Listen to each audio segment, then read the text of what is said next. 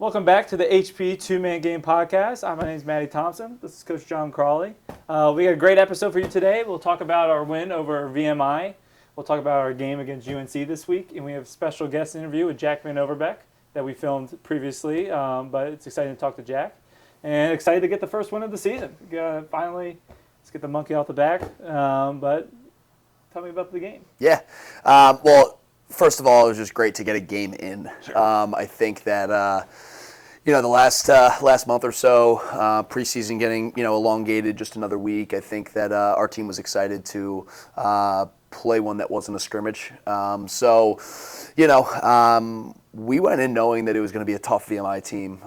We didn't know exactly what everything was going to look like, just because a new coaching staff and just some of their returners having moved on, and their goalie and some of their offensive personnel. So we didn't know exactly what all the pieces were going to look like. But what we were sure of was we were going to get a team that was going to be tough off the ground and disciplined. And I think that that's what we saw. We saw a group that fought hard. I thought they were really good at the face-off X. I thought that they were efficient on offense, and they valued the ball at a high level. And I was really proud of how our team handled the game. I think that our offense got off to a good start. I think we scored on something like 9 of the first 13 possessions or so, and I think that we took a big step with our ability to value the ball. I thought that we played some good sets, some complete sets. So I was proud of our three attackmen. I thought they managed the game well. I thought that when we had opportunities to push and transition, they tried to do so. And then as we worked into our sub game type stuff, they communicated well to our midfield. And then I thought when our offensive middies got on the field, I thought that they played a good game. They communicated well, but getting 3 midfield lines out there pretty consistently was a plus. And then to be able to get some of our younger guys in by the end of the game was really good. Able to get guys in the fourth quarter that have been grinding and was their first collegiate game. So it was really good to certainly get the first one off our back, but I'm definitely really proud of how our guys handled it, because a year before, and I know we spoke about this on the last episode, but we played that VMI team, and frankly their discipline was far better than where we were at the time, and we go down 7-0 to start that game. So I thought our guys did a good job of managing it, and we played a more complete game. No doubt. Before we move on to UNC, I just want to give, and you can talk a little bit about it, but Sure. Justin Wickstead, A10 Offensive Player of the Week, with 9 points, 3 goals, and 6 assists. Talk about what you saw from him. Yeah, I think that he it's not overly surprising the way that he played if you have been in our locker room for the last year and a half. Mm-hmm. He's consistently been a guy in practices and scrimmages that has shown his ability to make an impact on a lot of possessions. And I think that it was good to see him put it into fruition, and I thought that he was really smart in the way that he played the game. I thought he hunted matchups. I thought that he communicated well to our midfielders, and he was really good in the 2-man game. Found some good, found some short sticks out of the pick game, and when he's assertive in that way, I think that that's a stat line that we can expect from him. One of the biggest things that he's taken a big step forward with over the past year and a half is doing it from all angles of the field, is doing it from, up top, doing it from behind the goal, doing it from both wings. And I think that, when he's able to get his defender and he's able to move throughout an entire set, I think that he becomes really, really tough to cover. Yeah. So he had a great game, but I think that it was also a testament to the whole group. Sure. I think he would say the same thing. And, one day it might be him scoring the 9 points, but other days it's going to be somebody else. And I think that that's what I really love about our attack unit and our offensive unit as a whole. Is it's an extremely selfless group, and they are constantly looking for opportunities to get people involved. And I think we saw that with the amount of assisted goals and hockey assisted goals that we had in that game. So I was definitely excited for him, but again, like anybody in our locker room, wouldn't be overly surprised. He's been working at it. He's been consistent with his ability to kind of quarterback our group, and I'm excited to kind of watch him continue to progress and continue to take steps in the right direction throughout the year. Nice. Yeah, it was a great team win and excited to kind of keep growing. But this week we have a team that is nationally ranked with North Carolina. Tell me what your head's kind of. I was at practice yesterday and guys look kind of dialed in. Sure. A lot of, like it was an intense kind of end to the practice. But tell me what your thoughts going into UNCF. Yeah. I mean, Carolina is a top 5 team, and they're an unbelievable coaching staff. I certainly have a lot of respect for their coaching staff, not only from afar, but also, Coach Petramala, their defensive coordinator, coached me for 4 years while I was at Hopkins, and is one of my closest mentors in the world.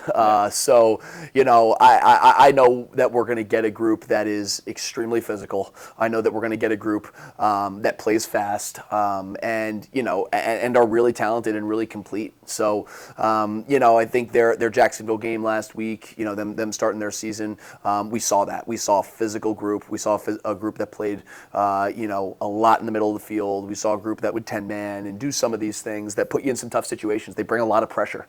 And so, we try to bring that to practice. We try to make sure that practice has a little bit of that pressure, and we're, putting some things on the line, and we're putting them in scenarios that hopefully that they're going to be in come Friday.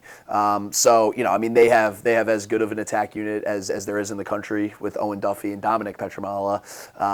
And, they've rotated a couple other guys through that third spot, but as complete a group, and then their midfield is just as deep. So, offensively, we know that we're going to see a high-octane group. They're going to play fast. They're going to be physical. They're going to be, in attack mode the whole time. Sure. And then on the defensive side of the ball, they're starting a freshman goalie who, had an unbelievable high school career, who I also have a lot of respect for. His father wore number 44 at Hopkins before I was there. Actually, was somebody who handed down the 44 jersey to me while I was there. So I have a lot of history and understanding of where they're at. And his son, Josh, is an unbelievable goalie, an unbelievable player.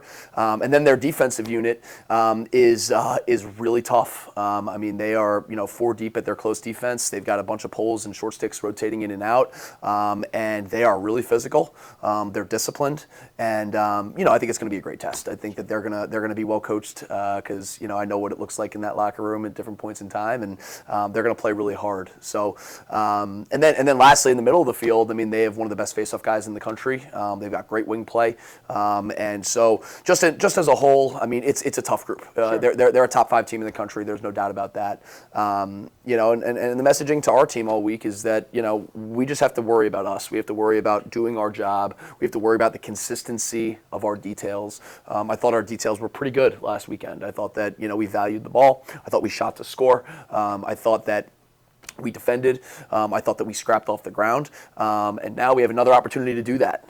So, hopefully the reason that you saw an intense end to practice was because we try to explain to the guys that, if you wait till game day to turn that intensity up, I don't know if we're necessarily going to get what we want out of it, right? We have to create that environment every day in practice, even if it's not necessarily a super competitive drill or day.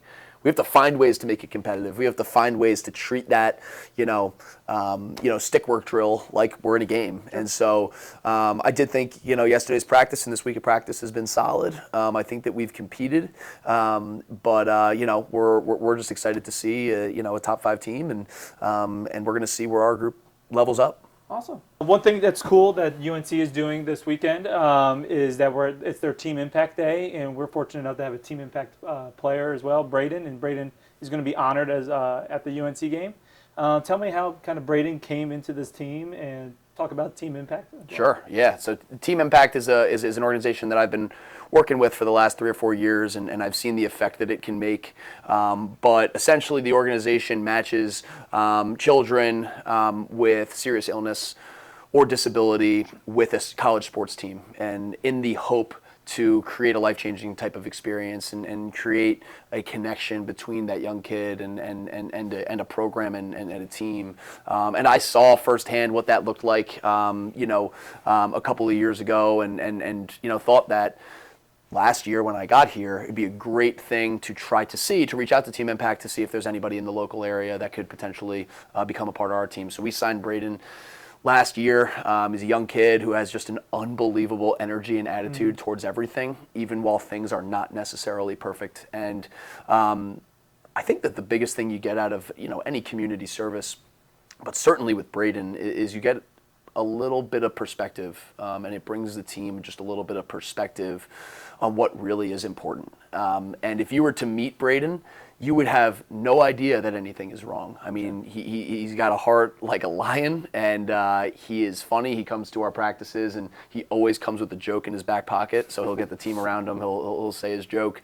And so to be able to, do this at a game at Carolina, where they also have a team impact teammate, and to bring both of them out there, and they're going to do the coin toss, and they're going to get honored at halftime. And I think that it's just a great opportunity for both programs to bring awareness to an organization that does unbelievable work. And selfishly for our team, I think it does bring that perspective to us. That no matter how good or how bad things are, having an unbelievable attitude towards what you do is really important. There's a great book by John Gordon called The Coffee Bean, and it's all about how when thrown into a pressure situation, if you were to throw a carrot into a pressure situation, it would wilt, or you throw a carrot into hot water, it would wilt. If you throw an egg into hot water, it would harden. But if you throw a coffee bean into hot water, it becomes coffee.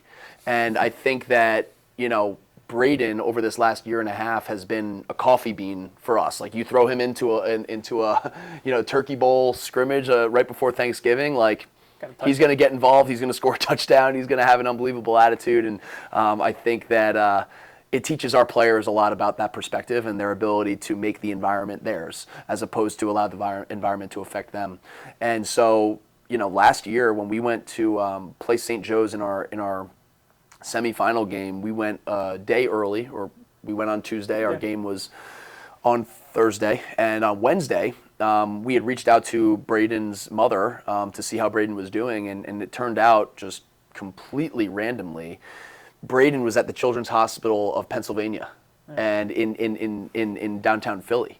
And we were practicing at Drexel University in downtown Philly at noon that day. So what we did was we changed around our schedule a little bit to go visit him at the hospital and surprise him and bring a little bit of energy to him, which he has done so much for us. Sure.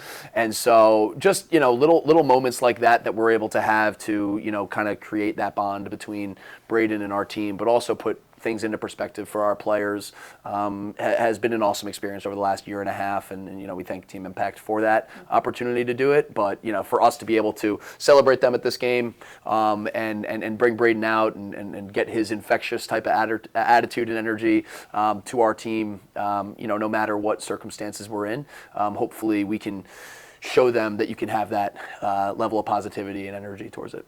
No doubt. It's probably an incredible moment for him. So thank you, Team Impact, for helping creating those moments for kids all around the country. And you can watch the Panthers take on the Tar Heels this Friday at 5 p.m. Now let's cut it to us talking to Jack Van Overbeek. Welcome back, guys. This is our guest portion of the episode. We have Jack Van Overbeek, class of 2024. If you don't know who Jack is, you're living under a rock. But he is from St. Paul, Minnesota. He was a captain his senior year. For his statistics, he had 89 goals and 95 assists. And if any mathematicians, you'll know that adds up to 184 points. His best game probably was against Robert Morris in 2023, where he had 10 points. Accolades, he was all A10 honors his senior year. He did receive an A10 Player of the Week in 2024 as well. He's also a PLL player currently also. He is in his first career start with the Utah Archers, he had a game-winning goal. And also in that same game, he got ESPN Top 10 #1 highlight with his behind-the-back goal. In 2 pro seasons, he has been to the PLL Championship twice, and has been a part of the winning team once with the Utah Archers and the Denver Outlaws. Welcome to the show, Jack. Thanks for having me, guys. Yeah, thank you for coming on, man. But kind of just start off, tell us about your experience at High Point. Yeah, I think it's pretty similar to a lot of the other alumni, but, coming with the different coaching staff with Torpy and, at the time it was Kenny Brochart and Justin Tuma when I first got there. But it's just, first day on campus as a freshman, you have no idea what to expect. Similar to, what Hines said in the previous pod, where it's your life is completely different than it was in high school. and you have to adjust to obviously, going to class, living away from the home. Obviously, I'm from Minnesota and not really been away from Minnesota since I got to school, so that was a little bit of a change. And then you just kind of like got to come in and earn your stripes. Obviously, like there's nothing to complain about at High Point University. Like you're in the nicest school, the nicest dorm. I really can't complain about anything at High Point. Do you have like a specific kind of welcome to college moment that you kind of like? Is it any Grant Almond slap to the wrist type checks that you kind of remember? Like this is a lot different than high school. It was like the first day. Obviously, you have like the run tests, which my high school we didn't really do like in conditioning tests like that. Mm-hmm. So that obviously was a bit of a change, and it's different when the coaches are like not out to get you, but like they're definitely looking to call out freshmen that didn't put in the work, and weren't ready to play college lacrosse. So that was a bit of a change. Like my welcome to college moment would just be like pressure cooker, which is our like really brutal ground ball drill where there's pretty much no rules. It's like usually either a 1-on-1, 2v2, or 3v3 ground ball in the middle soccer circle of the field, and like everybody's lining the circle, so it's like midline, the whole soccer circle, and then it's like white versus dark around the outside. 3 guys go in, and I'm like, at the end of the line to start, because upperclassmen should start the drill so freshmen don't mess it up. I think that same practice, or it was a couple of other ones, or maybe even the year before, but I think Grant Almond like broke Kayson's wrist in that drill. And I remember just like hearing that and being like, okay, this is going to be so terrible. But it ended up being great. Like, as a senior, it's one of your favorite drills when Coach Torpy says it. But, freshman year is like, dude, what am I doing right now? It's drills like that, which I'm happy that I sucked at lacrosse and I was a manager, because that is just that. Like, I think Grant stayed 6 years just so he could do that drill longer. I'll tell you what, I've heard a lot about that drill last year and this year. I think a lot of the guys want to bring it back. So yeah, I mean, like we were doing it at a pretty high clip, so maybe that's not super beneficial, but every once in a while, I was all for it. Well, I'll tell you what, as an outsider and watching, the years that you were here, and also just High Point Lacrosse, even before I got here, it was a group that scrapped off the ground and was creative actually off the ground and found ways to, almost, I feel like I would always see like a highlight of somebody picking up a tough ground ball and like hockeying it to somebody else, and being able to handle that pressure. It gives you an advantage in a game when you do have to be put in that scenario, in that situation. I've definitely heard some stories, and it definitely sounded like some fun times. But Jack, I had a question. So obviously your freshman year, you come in a little bit afraid, not really sure where you're going to fit. You're seeing a practice like that where it's really physical. How did your role change, from your freshman to your senior year? Whether it was position changes, midfield to attack, or just your role within the offense. How did that change throughout the 4 years? Yeah, my freshman year we were pretty senior heavy, and it was like pretty much every position. But I want to say we had a lot more seniors on offense than I think we did on defense at the time.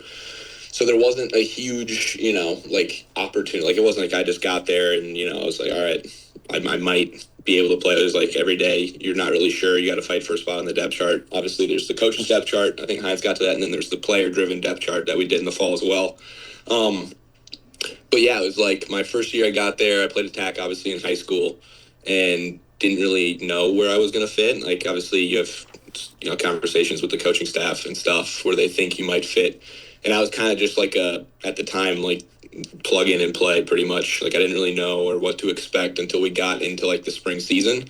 And then at the start of the spring season, I was playing primarily attack, and it would be like minutes wise, probably a quarter or, quarter and a half of a total game.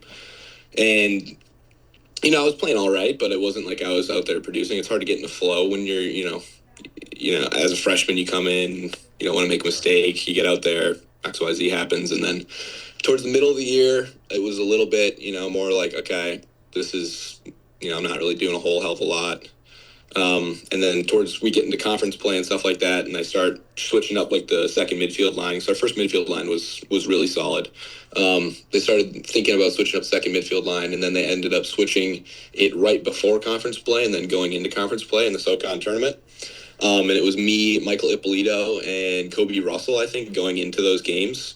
So I was starting the game at second midfield, and then when I wasn't playing midfield, they put me down at attack, especially like late in the game, because we had a lot of off-ball attackmen at the time. So late in the game, if we were up or if we need more Dodgers, I would move down and kind of play something like that. But it was definitely a roller coaster for sure. I mean, not really knowing what to expect during the games. Like, obviously, when you get further into the season, you're less and less of a freshman every single game and every single week you play. Sure.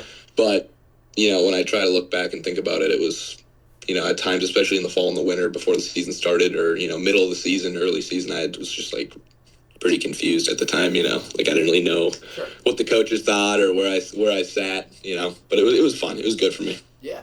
Yeah. And then, so you go from that and you play some minutes your freshman year, and then, you end up being voted a captain your senior year. Talk about, how you developed, and your role grew and what it meant to you to be a captain here. Yeah. I mean, throughout the years, it was obviously like a big part of the reason of why I ended up choosing High Point was obviously Coach Torpy. So, he lays a pretty clear road and path for everybody, I think, and he's like very brutally honest and like what he wants to see from you and like what your ceiling is or where he thinks you can go. So that definitely helped. And then obviously Asher Nolting was like, I was an attackman in high school. Watching him in high school, I was like, I would love to play and learn from this guy. So coming in my freshman year and then having the ability to play with him again my sophomore year is just like my mindset going into more of my sophomore year than it was my freshman year is like I need to learn as much as I can from this guy, on the field and off the field. So my sophomore year, it was pretty much just like being the most annoying player to him and asking him a bunch of questions. Yeah. That was on the field. And off the field, I would say most of it is just, watching previous leaders off the field and, how they hold themselves and obviously listening to the coaching staff and doing extra work and working on my game. But other than that, being able to be voted as a captain and, serve as a captain was obviously an honor. Like you look at all the dudes that had come before me and the other captains that year, and it's like I half the time didn't even feel worthy, because all those dudes that Coach Torpy praises every single day in the locker room, like you consistently look up to them, and just to be in that position was a little bit surreal, but absolute honor for sure. Cool. Well, Jack, tell us about kind of your PLL experience because, out of nowhere, it was that one kind of game. Was it in Utah or whatever? You kind of just took the league by storm, and then it's been high ever since.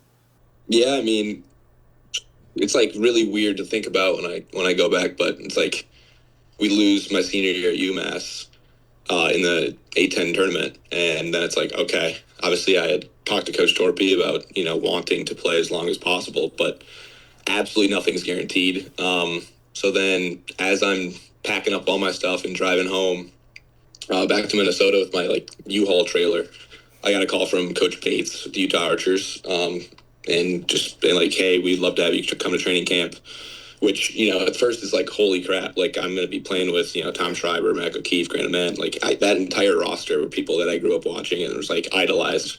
So it's pretty surreal. And then, you got 5 minutes later, okay, that's actually happening. I already I haven't done anything for the last week. I gotta start working out again. And obviously nothing was guaranteed. Like I said, the roster's absolutely stacked.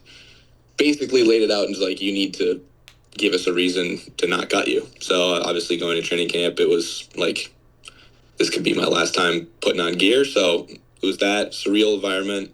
Ended up playing well and then made the roster and then didn't end up playing or traveling or anything like that until that Salt Lake game, which was the last weekend of the regular season. So I had 8 to 9 weeks, I forget exactly, of, not really seeing any of my teammates, which being in college is completely different. It's a 100% 180 degree turn where it's I'm spending every single minute with these guys. And then, 8 weeks straight, I just like don't see them, and I gotta like go every day, work out, do my thing, and keep my game up to par. Then eventually, for better for worse for myself, there was injuries with the team, and we were in a really good position going into the final two games. Like I think that first Carolina Redwoods game that I played in, it like really didn't matter. I think we needed to like lose by like 25 points for that game to like affect us going forward. So I really had nothing to lose aside from maybe this is my last time playing lacrosse. So there's definitely some pressure, but you try to like even the scale out as much as possible.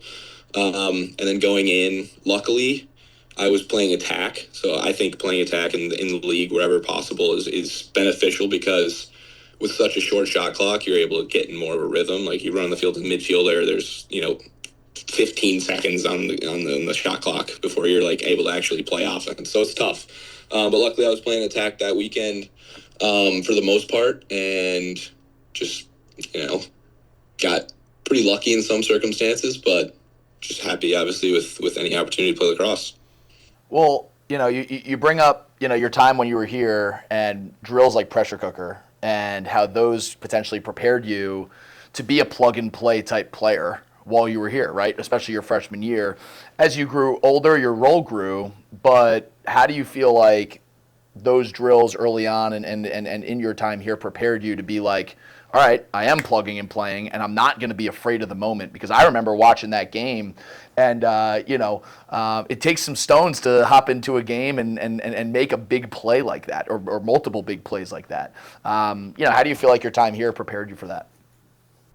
I think it was just confidence. Like I think in high school, my freshman sophomore year, I wasn't the most confident guy in the world, and then getting into my junior and senior year.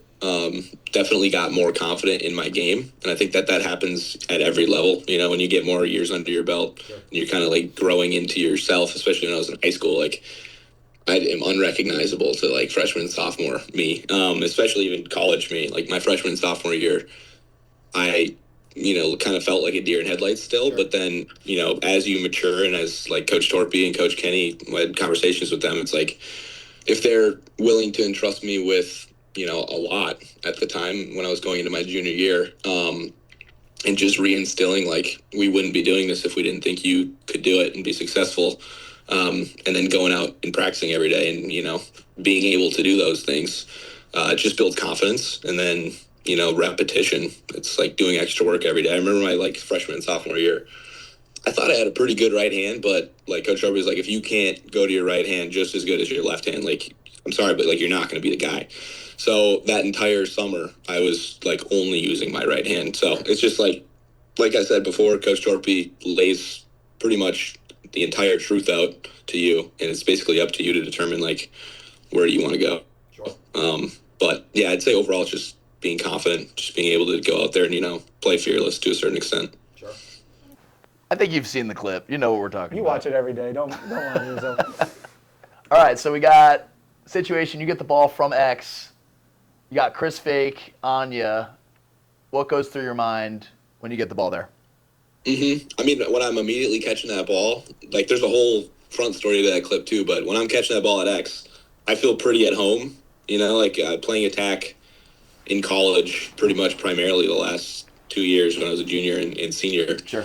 Like I was pretty unfamiliar with above the cage, especially 10 yards above GLE. Sure. Yep. So as soon as I crossed the midline and, realized I had a long stick on me, I was like, okay, I need to get, clear some space out and, get where I feel comfortable. Sure. Especially in a high stakes moment like, overtime, any goal wins it. I want to create as much space for teammates, especially like Mac O'Keefe, Graham Mann, who had a short stick at the time, I believe, and drew a slide. So I was just there, and I wanted to be able to just read and react and play either pipe. But as I think it was Ryan Ambler threw me the ball down through X, I was just reading, where the defender's coming from. Sure. I think I saw him take like a slight step to what would be my left side post, and then just ended up taking space and scoring a goal.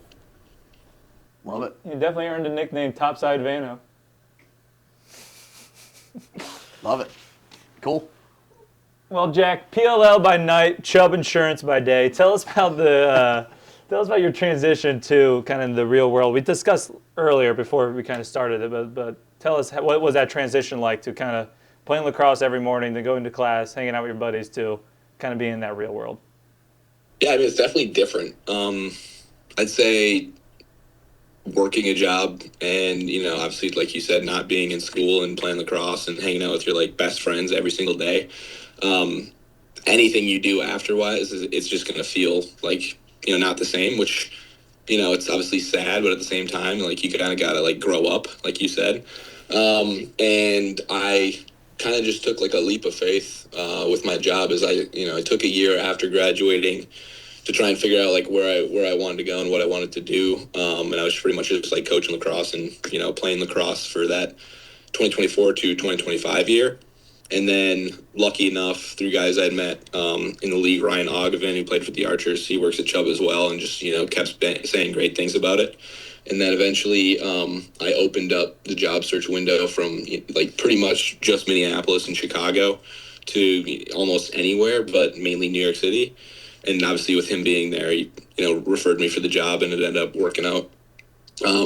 But adjusting to living in Manhattan, playing lacrosse, and, everything that comes with that, it was definitely challenging. And I've only been here for 9 months, so I'm still, growing with it. But it was kind of a weird situation where I got my first day of the job was in June. It was June 9th. And I got to Manhattan off of the train with 3 suitcases after training camp.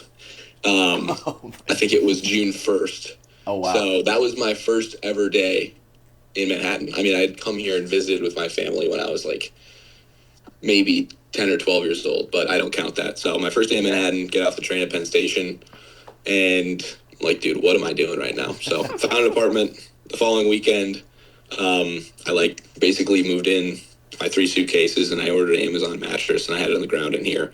And then the next day, I had to fly out to Charlotte and play with the Outlaws. So it was like a lot going on. Obviously, then the following week, I have to start my job, and I have to get used to the 9 to 5 and everything like that. But, with everything, changes are going to be hard, but you kind of just got to like see the silver lining. And like, it's obviously a blessing to have, a job that's able to have me living in Manhattan and, obviously having any opportunity, like I said before, to play lacrosse at the highest level is a blessing. So you kind of got to zoom out and think about like the good rather than like, wow, like my life is different and I miss my best friends, which are all true, but you got to see the silver lining for sure. No doubt. All right, Jack, we're going to do some quick hitters for you. Best part about growing up in Minnesota? The people. That's a boring answer. Favorite restaurant to eat on campus? If I'm doing fine dining, I think it's Prime. If I'm going everyday eats, it's going to be Barbaritos. Oh, okay. That wasn't in here until your senior year, right? Yeah, senior year. Okay, gotcha. Favorite alumni? You don't have to say me. Yeah, is it alumni from my like early days in college, or is it just any current alumni? Give me Any anyone. High Point alum. I don't know, Sean Coughlin, probably. That's a good one. Okay. I thought you were going to maybe say Caden. Caden's a good lad, too. Favorite PLL city to play in? Ooh,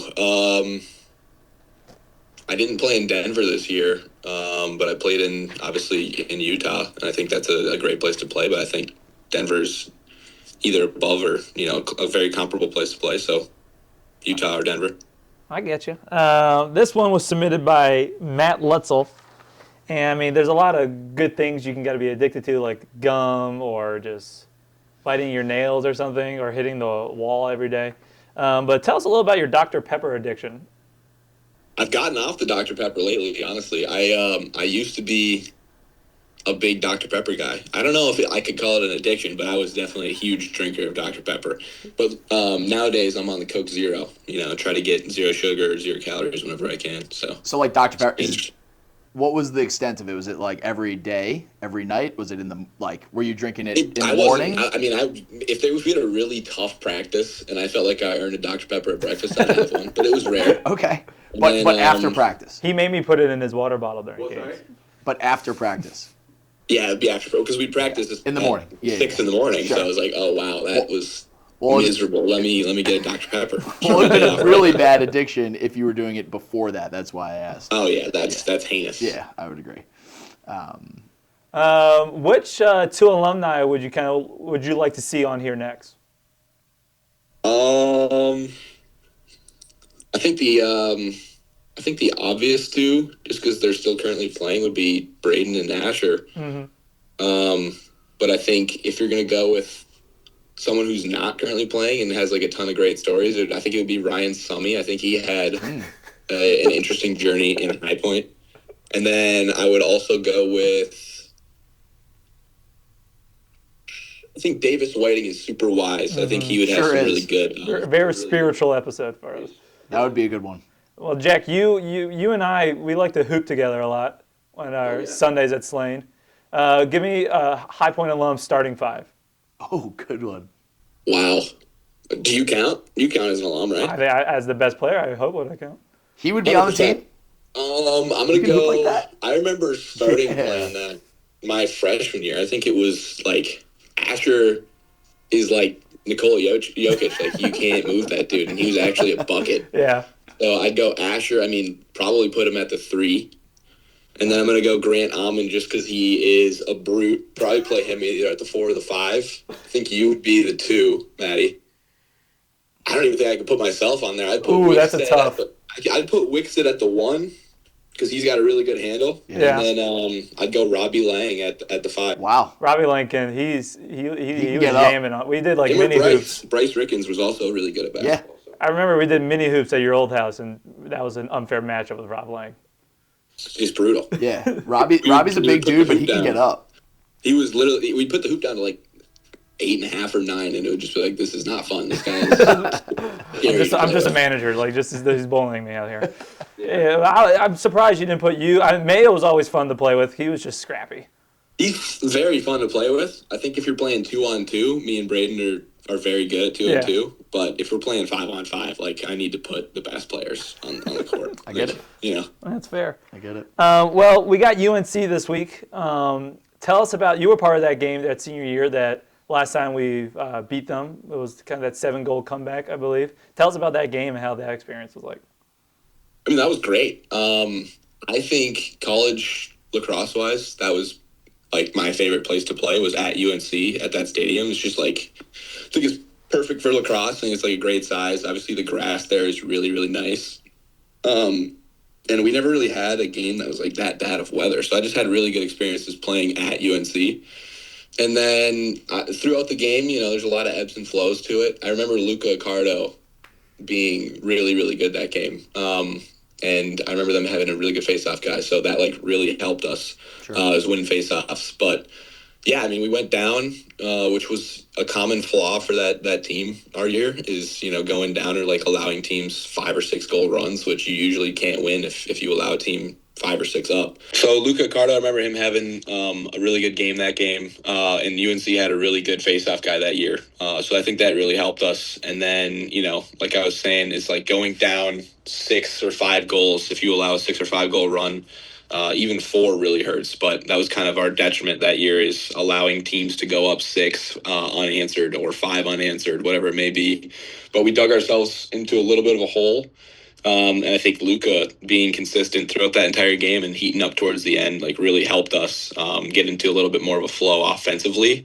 And then it also allowed our defense, you know, to kind of get their feet back under them, which helps. But I think throughout the game, the coaching points, you know, like they're pretty standard, especially when we had that same failure where we'd go down quite often and we'd have to dig ourselves out of the holes. Coach Sharpie's like, you know, we kind of got to flush that part of the game out. Obviously, you don't want to like forget it and not fix it later on in the week or, you know, going forward. But with it being a reoccurring thing, he had gotten really good at telling us like, all right, we got to flush that. We got to move on. We got to start answering these goals and you know, start saving the rock. But yeah, going through the end in the fourth quarter of that game, the more, you know, obviously we score a goal. We're like, okay, we're within 4 or wherever it was. And, you know, eventually another defensive stop or another face-off win, we get the ball back, we score again. It's like, all right, it's only 3 goals. And I think there was like, you know, 3 or 4 minutes left. Like that's not insurmountable whatsoever. So as the clock is ticking and as we get, you know, more and more momentum, it's like your confidence grows as a player. And then we ended up getting that final possession, which I think we got the ball with like 30 or something seconds, and Coach Kenny calls up a similar look that was working throughout the game, what Travis Dick actually watching film had seen and was like, all right, this has been working previously with other teams that were scouting UNC and running it. It was pretty much just a high wing pick, and then, win the middle of the field and either throw into the rotation or shoot the ball. So I think Hines actually scored a goal off that game. But we ended up running the same thing. Sauce, Mayo comes over the top. Sauce, Jack Sawyer's in the middle of the field just doing his thing. And Braden, like you talk about having some big stones, I think that's like the craziest pass I think I've ever seen. Like shooting the ball and missing is one thing, but forcing the crease, top down, open. end of He's game. not that open, but he's open. It's a lot of trust and it's a lot of confidence and, definitely a lot of stones. But to see that go in, I was standing next to it. I was just like, that's insane. Like my hands immediately go up to my head. Like what the hell? Like we're going up one, like however many seconds left on the clock. But that not being, it's like a buzzer beater in basketball. If you score it while the buzzer goes off, it's like the best feeling in the world. You don't have to worry about anything else. But we scored, and I think there was still like 20 seconds on the clock. So it's like you're really excited and whatever for about 5 to 10 seconds, and then you kind of gotta, you still gotta play defense potentially. Sure. So we almost allowed them to tie the game, but they ended up missing. And obviously a great celebration. One of the biggest wins I think in my college career. So that was awesome. Now, obviously you were playing attack at that time with Mayo and Sauce. Talk to me a little bit about like your guys' chemistry. I mean, like it was the chemistry shown in that last play, between the two of those guys. So talk to me about like that year and you guys starting to come together. For sure. I mean, we were lucky to get Sauce in the transfer portal with him coming from Maryland. I don't even remember why or how that even played out. But for us to get him, I think going into my sophomore year really, really helped us. And he was in a similar position to me when he first started was, we were pretty much both playing midfield and attackman.